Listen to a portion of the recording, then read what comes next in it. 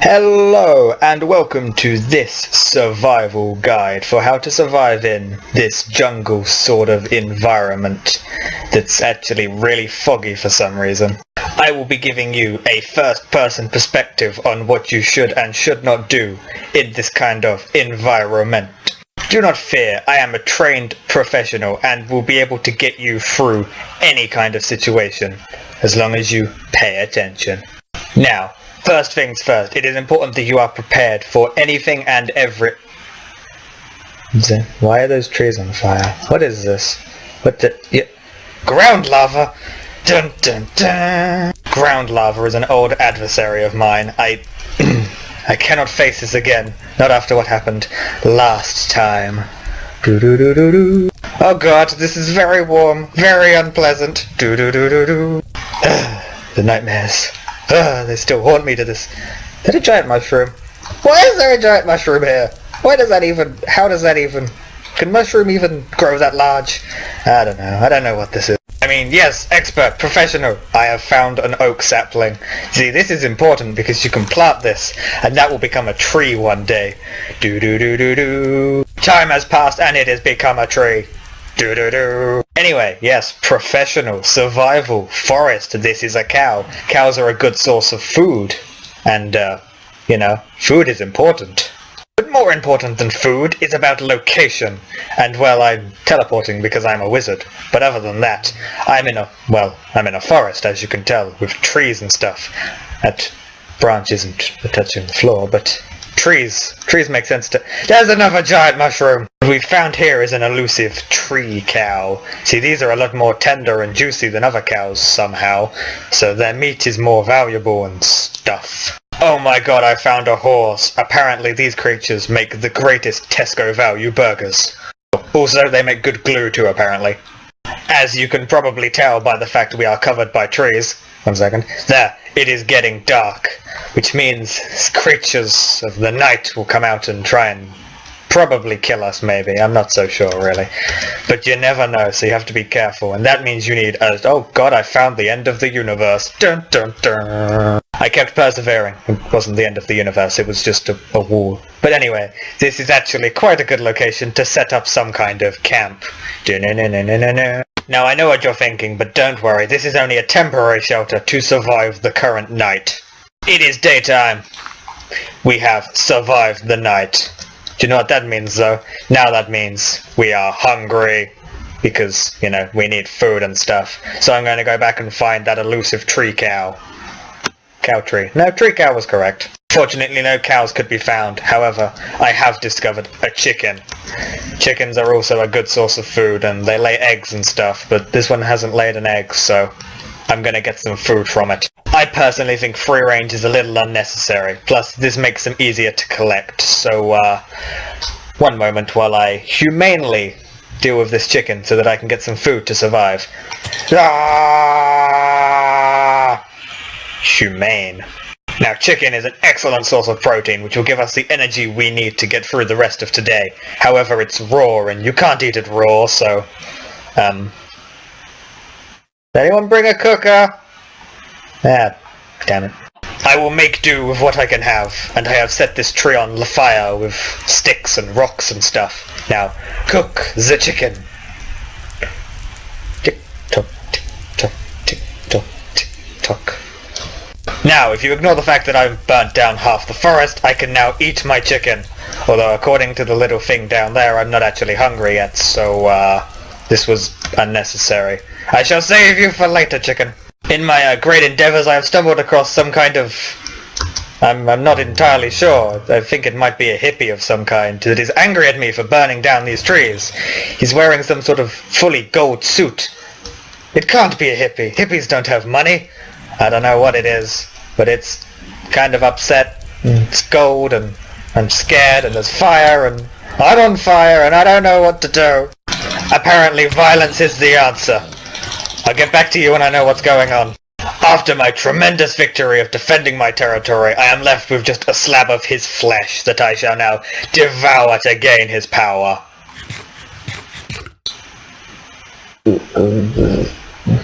I feel kind of sick now. That was probably not the best idea, I'll be honest. Give me a minute. Now after all that craziness, and after I burnt down some trees, I found this nice little piece of water here, and I believe this to be a perfect location to set up a more permanent state of residence. I can make that horse pop in and out of existence. Skin's weird. Anyway, some sort of permanent state of residence. This is going to require some insane building skills and some tree chopping downness. Let's get going! Now, chopping down trees can be quite hard work, and it usually requires some intense tools like axes and stuff. But I am a man, and I shall do this as a man would. It's also getting dark, so hurry up!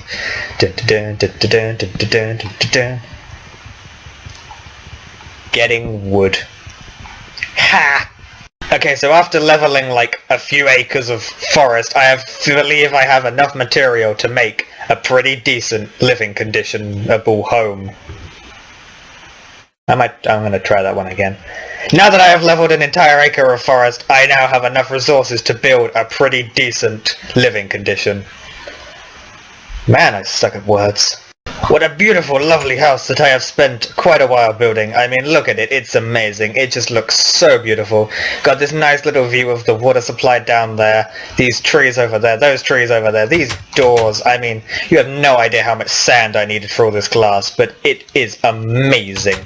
Yes, that's exactly what my house should look like when I'm finished with it, and... why does everything I love burn? Okay, well, not exactly what I imagined. This is what I was able to salvage after the fire, which, I mean, I know it doesn't look like much, but it'll do its duties. It's still got a nice little window out here to see over there. It's not quite as great as I wanted, but whatever. Now, in terms of long-term food, there are two ways of getting that. You can either hunt or forage. And if you don't know what foraging is, it's where you find berries and other things like that in the environment. Or, you know, you could go hunting and get some meat, like a man, and stuff. Before I go off and hunt, you need tools. What kind of tools? I'll show you. Now, from some of the stone deposits I found down there, I made myself a nice little sword. Now I know what you're thinking, a sword? That's barbaric. And yes, it is a little. But you know what it does great? It murders stuff real good. And that's exactly what you need when you're out in the wild. Now, warning to those of you that like horses, this is going to be brutal. Ah! He didn't drop any meat that I could eat. Damn it, horse! I found a more acceptable animal. It's a chicken. There we go. See, chickens die a lot easier with the use of stone tools. Now I know what you're thinking. A stone sword? How? That's just too barbaric for me. Well, I have a solution for you. This baby here, it's made out of diamonds. Do you know what that means? It's not barbaric. Barbarians don't have hold of diamonds. This is elegant, this is classy, this is style. It also works just as good, if not better, for hunting. Wow, he sounded really sad. Pigs! Pigs! Look at all of this pork I'm getting. This is how you hunt. Now, if you're thinking that even a diamond sword is too barbaric, then maybe you could try something like a bow and arrow. Fortunately, it doesn't do the best job at killing stuff, but it does its part. Let's get rid of that one. You can make this out of sticks you get from trees and vines and magic tree. Now, after a long day of hunting, you've gotten yourself some meat. Unfortunately, it's raw. And you know how the world works. You can't eat raw meat. That'll kill you, possibly. So we need to cook it. And although my experiences with fire haven't been the best, I have an idea. See, what's happened here is I was a genius, you see. I went back to that ground lava location, and I got myself some lava. So now, what you do is you carefully put the items around the lava, and when you come back from, I'd say about 20 minutes, they will be cooked. Here we go. Perfectly cooked meat. Because that is how science works. Now, I mean, if you're not into the whole catching and killing animals thing, you could always go foraging, which is a totally legitimate strategy, although I ain't seen a berry since I got here, so good luck with that. Now, some professionals think that you need a list of tools to survive in this kind of environment. Not me. I'd say you work off the land. I mean, really. You could have like an axe to cut trees down, but look at this. I mean, maybe I'm just too much of a man for the others to handle. Another very important tip about all of this is dividing your time, because, well, I may look like a one-man army, but I'm not. It takes a long time to do all of this sort of stuff, and well, if you have others, it makes it a lot easier. You can divide your time amongst foraging, hunting, building, making a distress beacon to get out of here or something. But unfortunately, I don't have any friends, so I have to do it all myself. Sad now. What we see here is this cow. He has come over. No, he's running away now that I started to joke, so...